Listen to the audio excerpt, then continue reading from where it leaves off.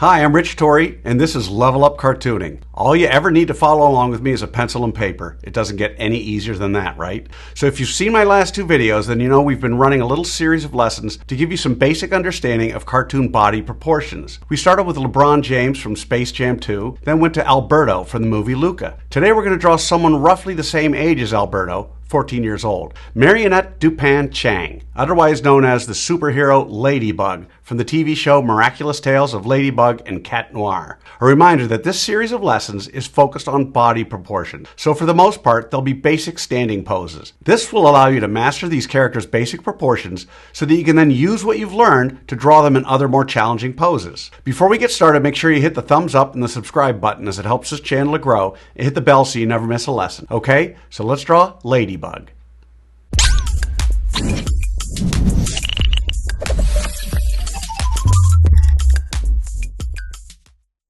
We're going to draw Ladybug step by step, giving you the secret formula to be able to draw her again and again. And not just in this pose, but others. If you've watched my other videos, you know I normally use the character's head to figure out how big the entire character is. In our last video, 14-year-old Alberto from Luca was 4 heads tall, not including his poof of hair, and about 1 head wide. Ladybug may be the same age as Alberto, but the proportion of her head to her body is smaller, so she's 6 heads high. That said, like Alberto, she isn't much wider than 1 head width. Alright, so let's start with that roadmap for Ladybug.